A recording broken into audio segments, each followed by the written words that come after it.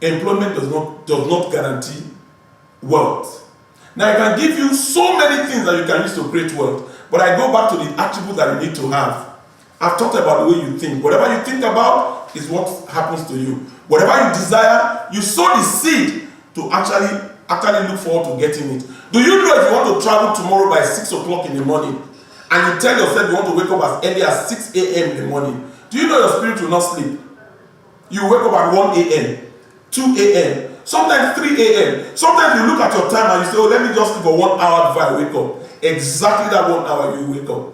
It's the same thing with creating wealth. But many people don't know it. And a lot of people that are Christians, they teach it every day in the church, that whatever you desire, which is called faith, happens to you naturally. A lot of them don't know. This is the foundation that I use to actually mentor the people that I actually mentor. Because if you don't change the way you think, the how to get the things you want to do will not come naturally.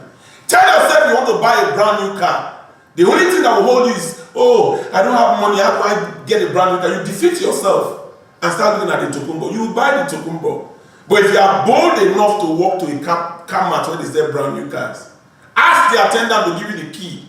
Enter inside the car, put on the ignition, put on light music and AC, and sit inside that car. Smell the inside of the car and internalize it that you are the owner of that car. When you feel it, go to the attendant and ask for the price of that car. Your spirit will not sleep until you buy that car. When you go home, if you are working in an environment where you can never have money to buy that car, the environment will start irritating you. It will cause you to start thinking of how you will buy that car. And as you sit in the comfort of your toilet, ideas will start to come to you on how you can buy that car. A lot of Nigerians are not thinking. They don't desire. They look at the circumstances of what has happened to people. They look at the condition of not having capital, and they make all the excuses that makes it impossible for them to actually sow the seed that will propel them to know the how to do whatever they want to do. That is the first lesson that I teach my people. The next one is the packaging. A lot of them dress wrongly. If you want to be married, dress like a bride. Don't go and wear things and copy the Western culture and dress half naked. If you dress half naked, you'll be attracting people that want to have sex. A lot of our young people don't know that whatever you dress, you are dressed the way you present yourself. Nobody writes their qualification on their head. Nobody writes the bank account balance they have on their head. How do people know who is successful, who is rich, and who is responsible? It's the way you present yourself. There are a lot of people who take their dressing for granted.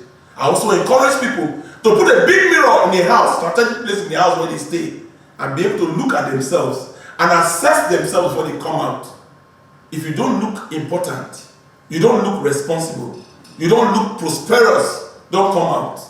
Because people will treat you like that.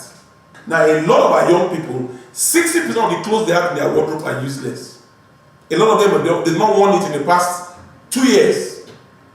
The ones they wear are the ones that they are used to, that are worn out, old, that makes people look down on them. They keep a significant portion of the wardrobe untouched, and they keep it untouched forever, hoping and looking forward to a day where they will have a function that they will wear it to. So they never wear things that will actually present them, that will make people see them and give them attention. If you dress very well and go to ask for something, people will take you seriously. If you dress sagging your trousers, you don't expect somebody to come and attend to you. When you come close to them, they will run away from you. Now, a lot of our youth, if you look at them today, they are sagging their trousers. Another minus. The third one is the friends they mingle with.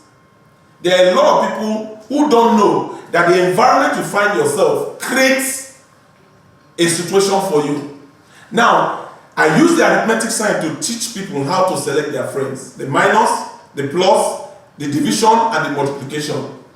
60% of the friends people keep are negative.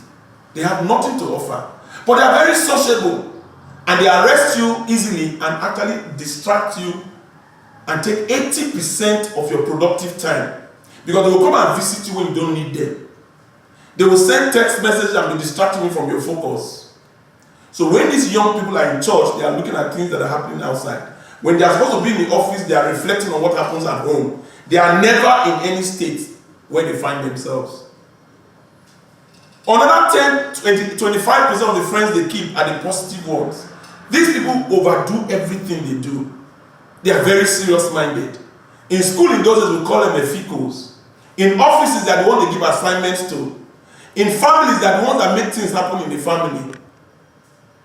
In churches, you see them, they are the ones that are ushers, they are the ones that are doing all the choir and all those positions that you do, the services that you have in church.